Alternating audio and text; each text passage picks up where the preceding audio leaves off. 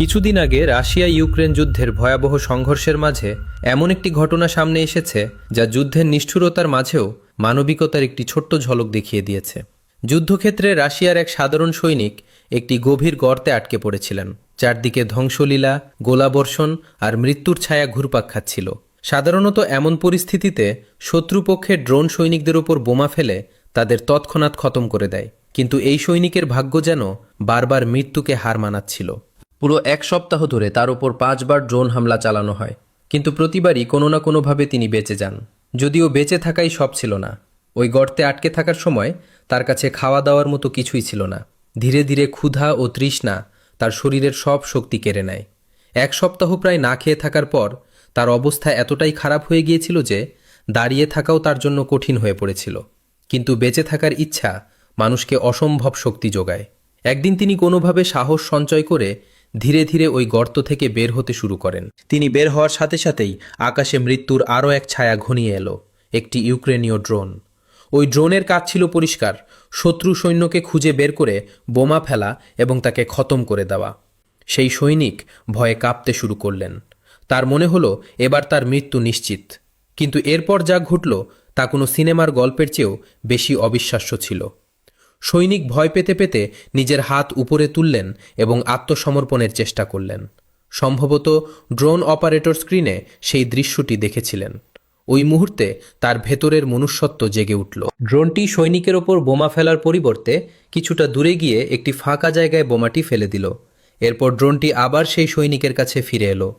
রুশ সৈনিক এটি দেখে পুরোপুরি বিভ্রান্ত হয়ে গেলেন। তিনি বুঝতে পারছিলেন না এখন তার কী করা উচিত। তিনি ভুল পথে হাঁটতে শুরু করলেন। তখনই ড্রোনটি তার সামনে উড়ে এসে তাকে সঠিক পথ দেখানোর চেষ্টা করতে লাগলো। সেই সৈনিক অত্যন্ত দুর্বল হয়ে পড়েছিলেন। ক্ষুধা ও তৃষ্ণায় তার শরীর জবাব দিচ্ছিল। কয়েক পা হাঁটার পরই তিনি পড়ে যাচ্ছিলেন। আবার কিছুক্ষণ পর উঠে সামনে এগিয়ে যাওয়ার চেষ্টা করছিলেন। এক সময় এমন এলো যখন তিনি অত্যন্ত করুণ স্বরে পানির জন্য আকুতি জানাতে লাগলেন। ড্রোন অপারেটর তার অবস্থা অনুভব করলেন। কিছুক্ষণ পর ওই ড্রোনের মাধ্যমেই তার কাছে একটি পানির বোতল পৌঁছে দেওয়া হলো। সৈনিক কাঁপতে থাকা হাতে বোতলটি তুলে নিলেন। তার চোখে কৃতজ্ঞতা স্পষ্ট দেখা যাচ্ছিল। তিনি ধীরে ধীরে বোতলটি খুললেন এবং এক ঢোক পানি পান করলেন, যেন ওই এক ঢোক পানি তাকে আবার জীবন দান করল। ড্রোন অপারেটরের পক্ষ থেকে তাকে কিছু নির্দেশনা দেওয়া হলো যে কোন দিকে হাঁটতে হবে।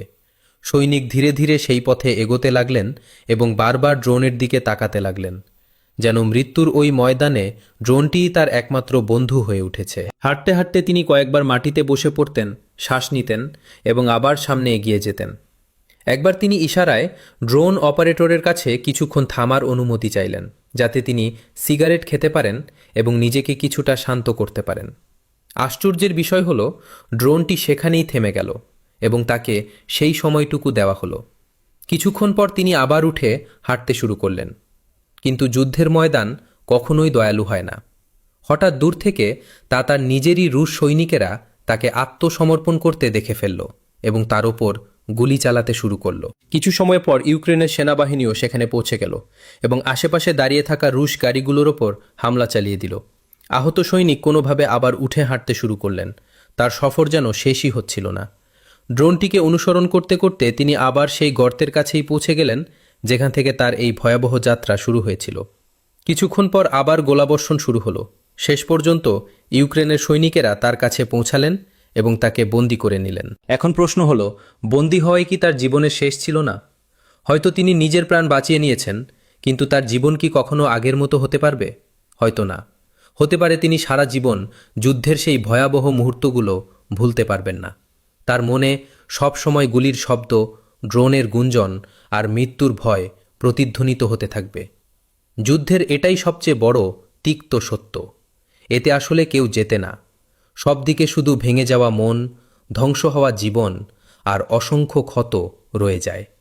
একজন সংবেদনশীল মানুষের জন্য কোনো যুদ্ধই কখনো কাম্য হতে পারে না, কারণ যুদ্ধের আসল মানে হল বিনাশ, অস্ত্র এবং অন্তহীন যন্ত্রণা।